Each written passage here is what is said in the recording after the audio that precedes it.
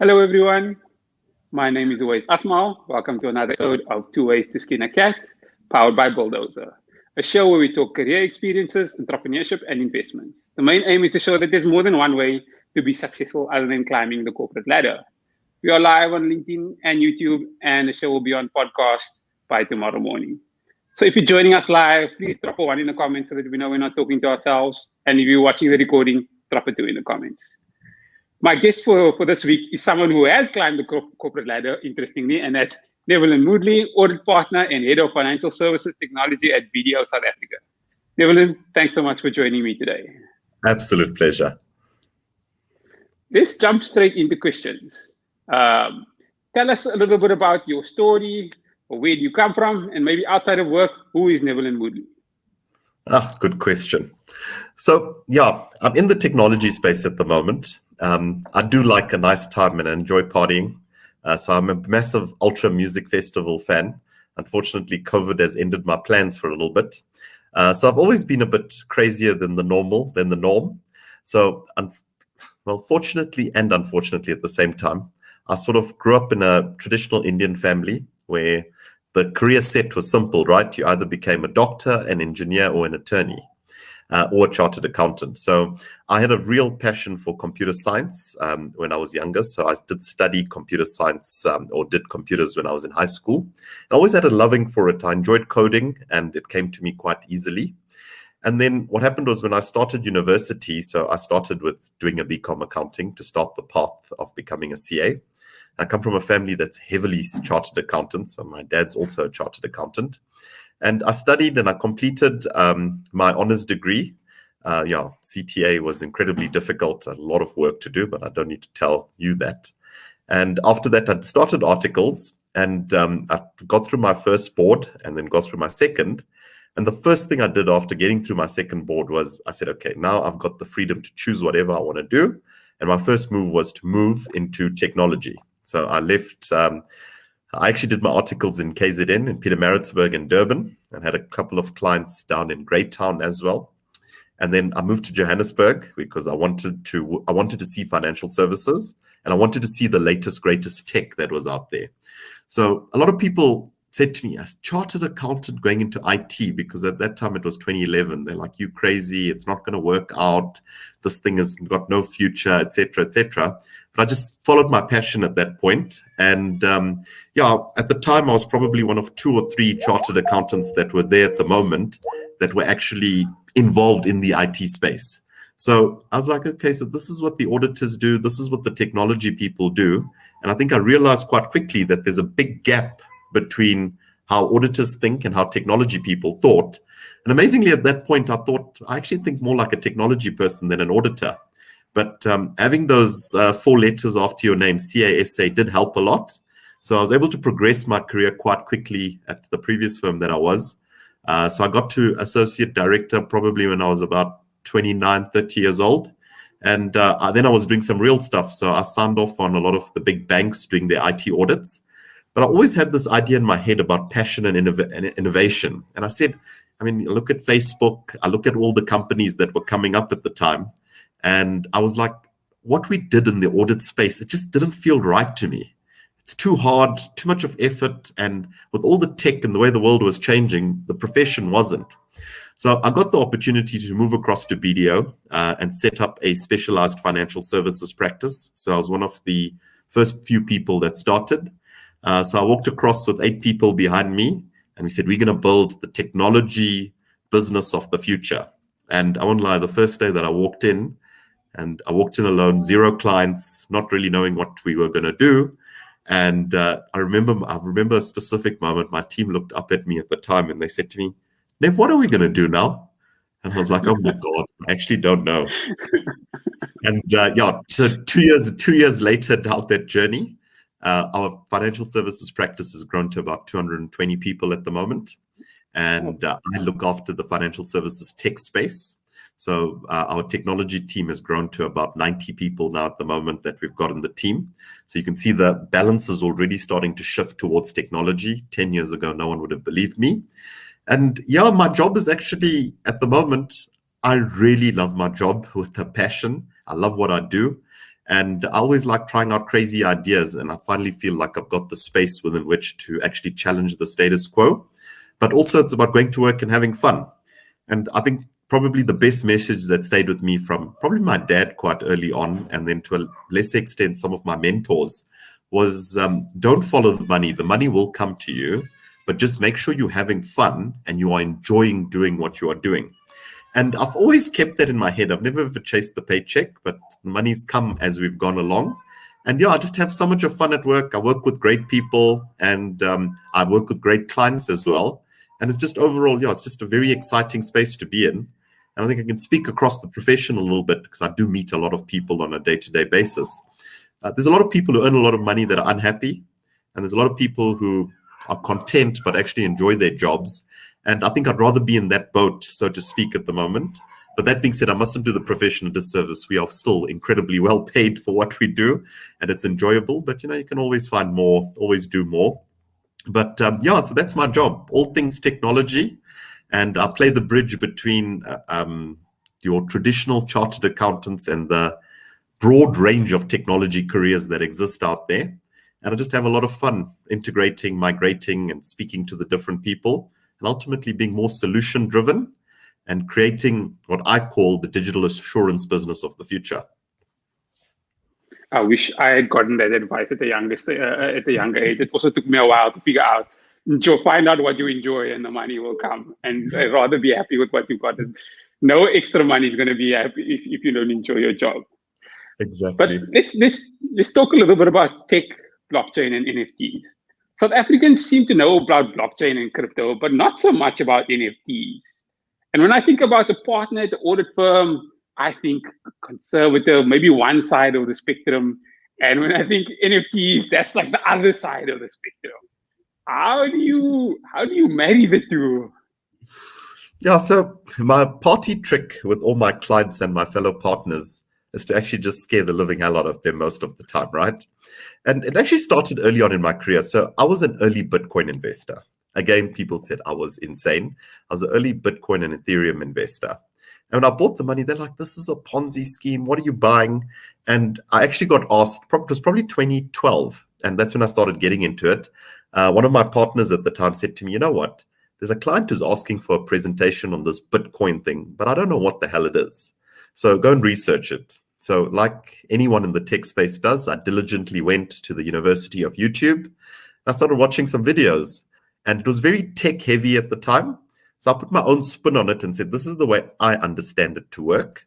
And ever since then, I've had a love and passion with blockchain. It does help that if we bought Bitcoin in 2012 and you didn't sell, you're in a good position. So I think I said, there's some real interest in here. And then as time went past, I met more and more people, and I started joining communities, which was WhatsApp and Telegram groups.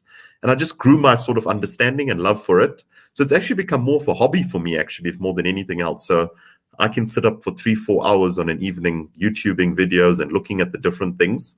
And then my clients at the moment love me to come and speak to them about these different technologies and how it changes the world. So within our audit practice, we've got a technical accounting team. They're my favorite people in the whole world, and bless their souls. But so I go to them and say, I want to buy Bitcoin. How would I recognize it on my financial statements? And they're like, what's Bitcoin? But I'm like, okay, let me explain to you. Then they say that resource controlled by the whole definition, right? And then they go and do all of this work, and they come back to me and say, you know what, Nev, it's an intangible asset. So guys, you guys are cooked in the head. It's not an intangible asset. And then we have debates and we have fights. So it's just, I've opened that path in my head that I see a future. So I've sort of tried to look at the world 4 or 5 years ahead of its time.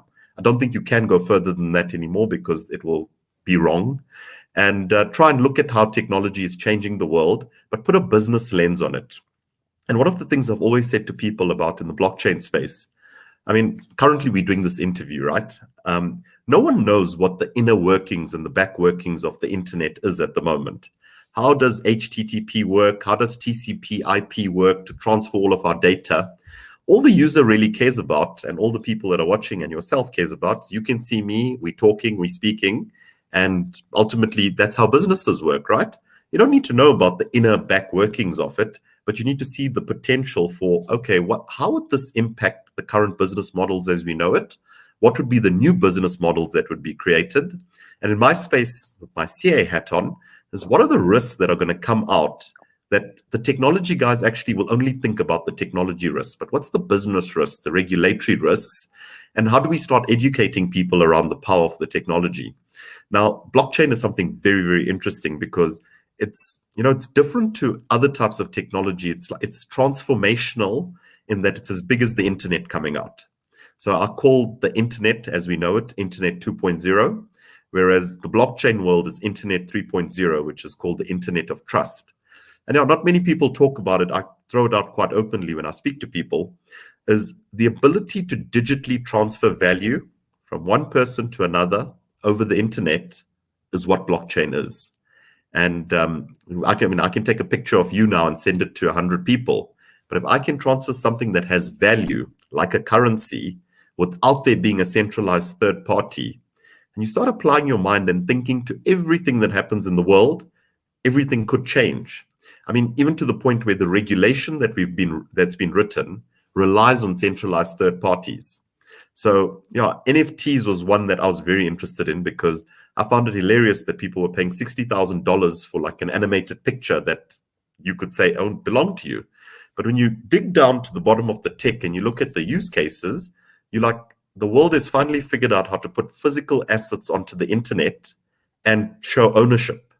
Now, that is incredibly powerful because you can disturb a lot of markets with the technology if you manage the risk properly.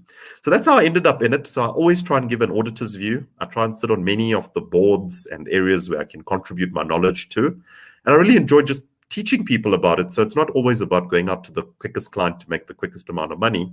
The way you build relationships, well, in my space, has been to share my insights, share my knowledge, and on the back of that, be able to eventually build businesses on the back of it.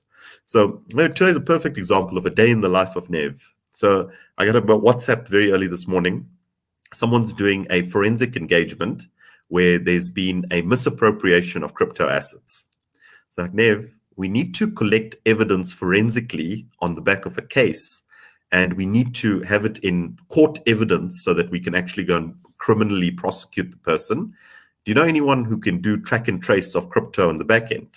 So again, networking important. So I knew someone who built some tech. I knew about 2 or 3 people. I said, look, here's your 3 options. We've got them onboarded. We've partnered with them. So we can do it, but it depends what you're looking for. Is it a Bitcoin movement? Is it an Ethereum movement? Or is it something else? And then, we scoped it out today during the day. And then I see, just before I got onto this session, there's a meeting set up to actually scope an engagement to actually help them with it. And that's like a really good day for me because I've learned something new. We're now applying it in a real business case that's affecting the market. And that's effectively how the auditor and me became this way. And I think one thing you need, not many people believe me when I say this, but the one thing you need in your career as well is a bit of luck. You need to be at the right place at the right time, have the right mentors and the right people that believe in you, because the role that I play needs a lot of freedom. So I need people to trust me to go and do what I do. But if you say, Nev, give me a project list of all the 5 or 20 things you're going to do. So timesheets are not my friend at the moment, I'm not going to lie. But I'm an unstructured CA if there is ever one. I'm an innovative, creative person. And so that's how I ended up in it. So I put my CA hat when I need to get into the room to have a discussion, and it does help. And when I don't need it, like if I'm meeting technical IT people and I say I'm a CA, they're like, we don't want to speak to you. Please go far away from us. Then I'm like, Nevellan, I'm a technology risk partner. Come, let's have a discussion. And then they talk to me. So I like to wear different hats at different times of the day. I see. If anybody's got any questions for Nevellan, please put it in the chat. We'll answer all of them towards the end. So, you were talking a bit about NFTs, and the only one that so for the people who are not sure, the most important thing obviously is to do your homework. The only NFT that I've actually invested in is VFriends. But for me, the main reason was there's access to a conference. So you've got this NFT that gives you access to a conference, and that was something I actually wanted, that access to the conference more than the NFT. But it's quite interesting that the value of the NFT has increased quite significantly. I still think that South Africa's got a long way to go when it comes to like maturity in that market. I don't know what your thoughts are there. Yeah, so people talk about the South African market. The digital world is a global market, right? So the biggest use case for NFTs that I think is going to hit us right now, for those of us for the people in the chat, an NFT is a non-fungible token. So I picked up this technology early in January when there was a boom. So I was sort of investing in the cryptos that were backing NFTs. But then I said, I have to buy myself an NFT and see what this is all about. So I actually bought one in a game. And I looked at the model of how they were going to make money. And I said, this is actually quite impressive. So for a lot of the people who play, so I didn't know this stat, but did you know 1 in 4 people on planet Earth is a gamer? So that means if you can capture 25% of the world with something like a game, it means you've got direct access. So a big problem, the guys who play Halo and Fortnite, again, I haven't played those games 100%. I've seen demos, etc. But one of the biggest challenges they had is your digital identity. So who are you in the game? What level are you, etc., holds value. Now, if you got purple bullets, and let's say on Fortnite, there were only 5 people in the world that had purple bullets. If that person can't transfer it to another person because there was no price or no market controlling it. Whereas now they're saying, okay, 5 people out of 1 billion have purple bullets. Let's create it as an NFT and give it to our gamers where they can hold it. It belongs to them. And if they want to sell it, let's create another market where you can sell these things and then sell it to other people. So when I started looking at it like that, I said, okay, I'm going to buy myself some NFTs. Some have done incredibly poorly. My favorite ones, which I enjoy playing with actually just for fun, which is now, and this is where blockchain, I tell you, is a transformational technology. So augmented reality with NFTs together. There's an app called Vive, which is probably one of the highest downloaded apps of this year, where you can buy digital Batmans, digital Supermans, and all of that. And they only create like 1,000 or 20,000 of each one, and they're limited editions. And so anyways, I always chat to my dad about these things because he just thinks I'm insane. So, and I tell him, I bought a digital Batman and digital Superman. He's like, what did you buy? Like a piece of code online. He's like, are you losing your mind? And so eventually I bought the whole Back to the Future collection on Vive. And they only had 20,000 of them, and some they only had 1,000. And I was buying it when the markets weren't selling out. Now they do a drop of a product. Within 3 minutes, it's all fully sold out globally. And what are all these guys doing with it? Well, you can put an NFT in your background and take a picture with it and open the doors and drive it in a virtual world. And I'm like, oh, this is actually quite cool. But I then did some research and I said, well, you know, when the Mona Lisa was first painted and they said, no, this is an expensive painting. People said at the time, well, you know what? It's an expensive painting, but someone might copy it and then just put it in their lounge. But we all know today, right? The original Mona Lisa is the one that has value. So NFTs just took it to the next level to say, how do we create digital value of an item? So if you think even collector, what do you call it? It's more in the US, like collector comic books, collector miniature figures. It's not the actual figure that has the value. It's the scarcity of it that has the value.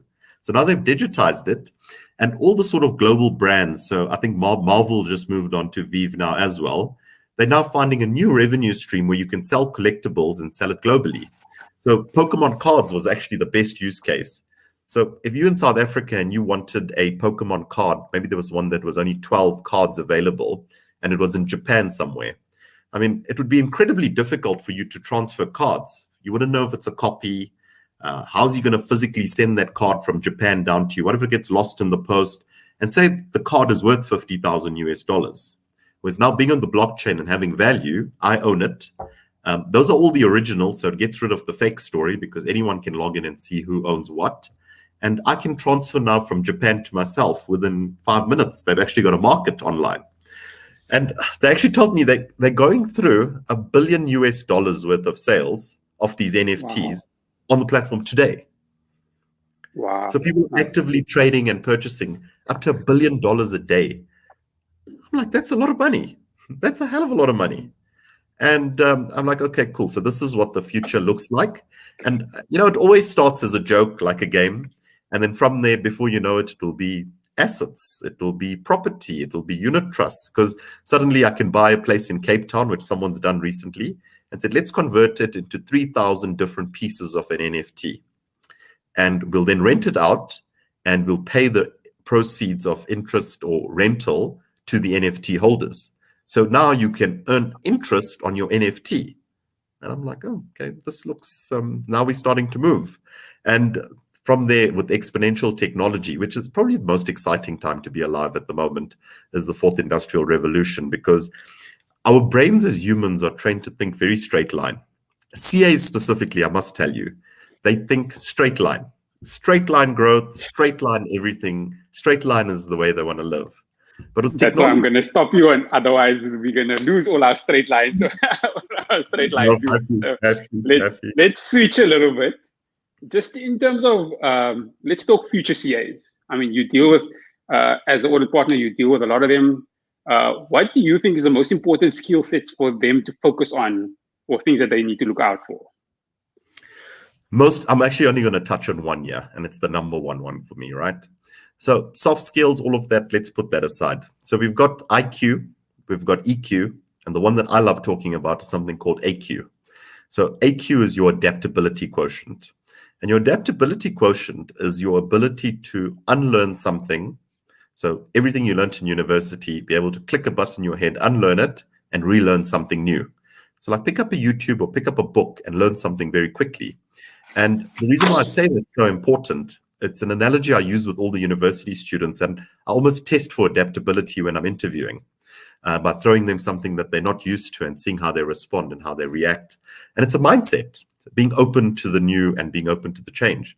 So the previous generation, they had to deal with one big change, which was the introduction of the internet and systems.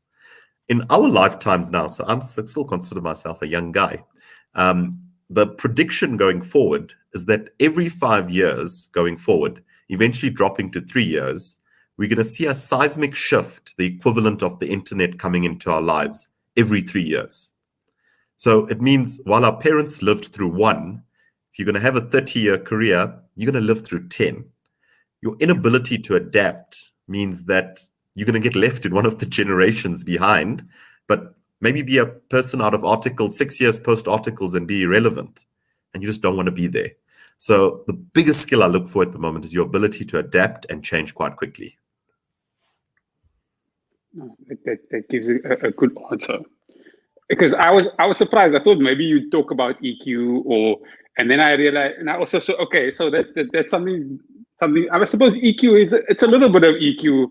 But IQ on its own is past its sell-by date long ago, which probably leads me to my next thing, which is university degrees. Are they still relevant in today's day and age? Yeah, so I sit on a couple of the university boards, the technology boards, and we have quite robust debates, I must tell you, with the professors who you can imagine are quite pro the degree process. And then you get other people on there who are like, no, actually, I don't need degrees. I think the biggest problem in South Africa has been that link between a degree and getting a job, right? So are we getting the right skills? But I think my views changed over the years. I think a degree is important. And it's not actually the content that you're learning, but your ability to learn and apply it in the process you've done. So if you can go through the degree, go through the stress and pressure of gathering that information, understanding it, and passing your exam, it's that process that you've gone through rather than the information you've gathered that probably defines a degree for me. So in the tech space, it's probably the one that has the highest number of questions at the moment. So I think globally, some organizations are moving towards hiring people without degrees. So a great example in my space is cloud engineers or people that can build in cloud. So I could take a BCom informatics student straight out of university. They wouldn't know how to build anything in Microsoft Azure. But I can go take a person who's finished matric and done a 2-year or 1-year certification on AWS or Azure, and that person then knows how to build something. And for the first 2 years, we're all good and well. But once cloud becomes the norm and that's not where the money is and that's not where the risk is lying anymore, and we move to something else, their ability to adapt and learn something brand new, a lot more difficult than the degreed person. And it's where we get sort of confusion in the market at the moment. But that being said, look, I'm also very pro creating employment. So if there are people who maybe couldn't afford to study a degree and battling to find a job, I mean, if you've got cloud skills, if you're AWS certified and Microsoft certified, and you can do all of those things online, and you go for a job, most places will give you a job and probably put some income on your table. So I think when you're weighing it up, if you can afford to go get a tertiary degree, I think very relevant. The content that's covered in it, not really relevant. Like my tech graduates that come out, I ask them, so do you guys know how the blockchain works? No. I'm like, you just finished your degree now. And the reason is the syllabus can't move fast enough to cater with how fast the technology is moving. So yeah, my short answer to your question is yes, I do like the thought of degrees. I think it's good. But I think university education as we know it is probably under a lot of stress due to digital technologies and global providers of education. And it's not actually the certificate that's worth a lot. It's the fact that you went through that process and got to the end that brings value in my world at the moment. That summarizes it quite well. So someone who's bringing new talent into the industry and being involved in leadership, especially from an audit point of view, will we be having completely remote work in audit in the future, or will there be a balance? Where do you see things going? So my personal preference is for it to be a hybrid. And the reason why I say it needs to be a hybrid is a big part of your articles is actually building relationships. Now, part of that skill set already in the last year has grown that you need to have both skill sets. One is building relationships remotely like this. So over Teams, over Zoom, over Google Meet, you need to be able to set up a virtual coffee with someone and be able to connect at the same level that you did when you met them face to face. But at the same time, you still need those physical meetups as well, that collaboration spaces, etc., where you can just get together, spend some time together. And almost your time in the office now is less about getting work done and more about networking, people development, people management.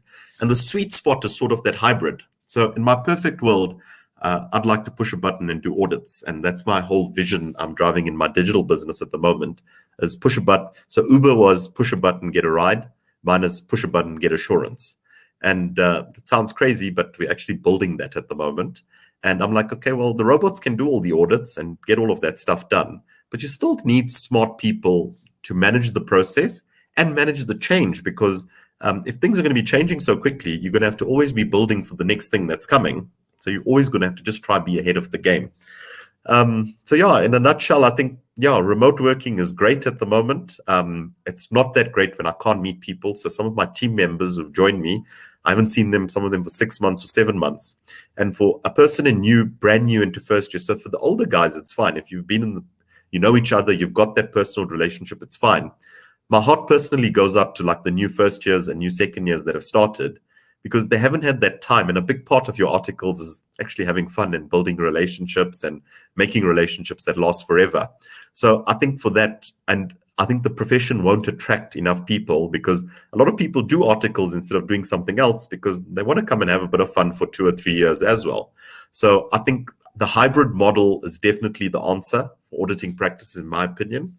I think the balance of how hybrid, so how physical versus how in the office, I think that's going to be a debate that will carry on for the next couple of years.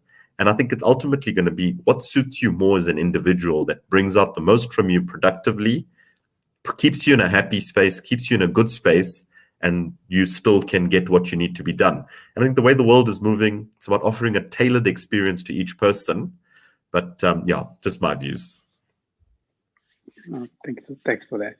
Going on to my next question, and you've answered it one way where you said find something that you enjoy and the money will come. But what's one piece of advice you would give your younger self?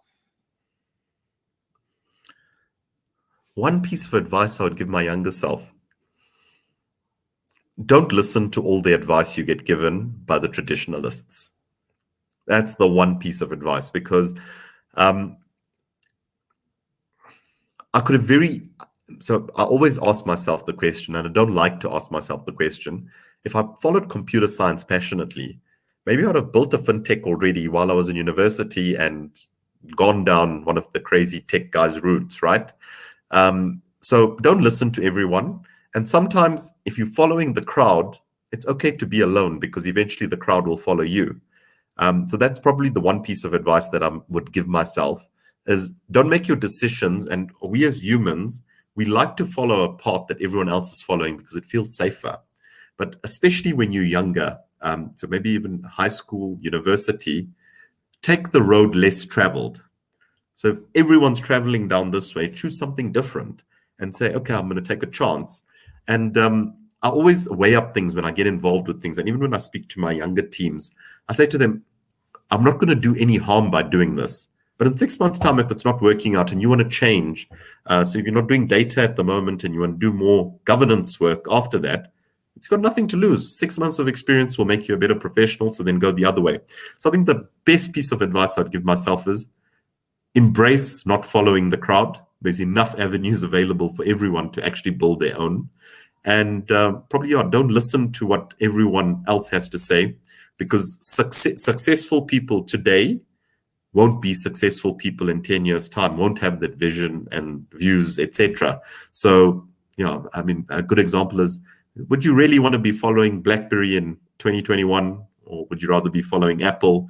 And maybe in 10 years' time, I'll use the same thing and say, would you really want to be following Apple in 2021? So always keep up with the times, and try something new when you're young.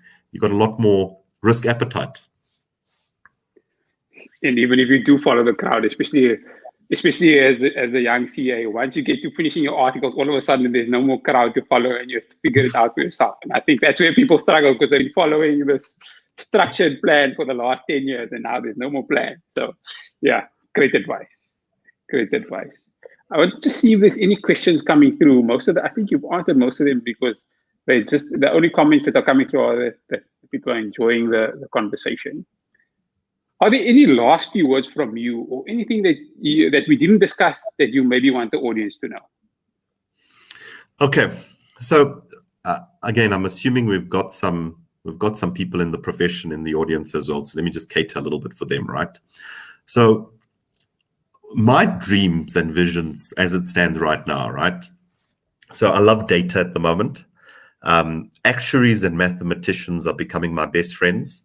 And in fact, people who've studied physics and aeronautical engineers who know absolutely nothing about what an audit is, and I actually don't need them to know what an audit is. But I've always had this dream of rebuilding the App Store. So I'm currently building the App Store, but for auditors. So I'm building an App Store where I'm putting apps on it. And our vision at the moment that we are driving quite aggressively is to become a fintech assurance provider. Now, not many people throw fintech and audit in the same mix, but I've actually collaborated with so many different service organizations, and I've found a way for even the craziest of fintechs to find something that they can do in the risk assurance space as well. So by building this app store, I'm working with so many different people, and it's not a South African play, it's a global play. So it means I'm trying to build it as a software as a service, and I've got this dream in my head where I can sit back and relax, which I probably won't do, and let other people build their apps on the App Store and just take a percentage of revenues, which is what we're sort of doing at the moment. And it's probably the most exciting and the most challenging place I found myself in my career ever. And again, not following the crowd. And my success story for this year, which will resonate with the auditors, is I was able to perform an entire revenue audit for 6 clients. And I did the entire audit in 15 minutes. I audited 100% in 15 minutes, and I can audit that client every month going forward. And it's not because of a tool, it's because of a concept I call digital auditing, which is absolutely phenomenal. And that just shows you the power of the technology had. And the sad part is I could have done that 5 years ago because the tech was already there to do it. It just didn't have the ideas and the commitment and the time to actually go and find out how this works.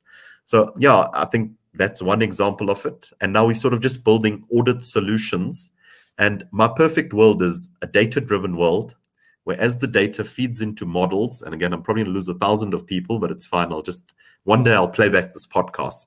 So it's a world where we've got all this millions and millions of data or billions of data that's lying out there. We build models that we feed it into it. The models are so smart and intelligent, they can detect risks before the humans do.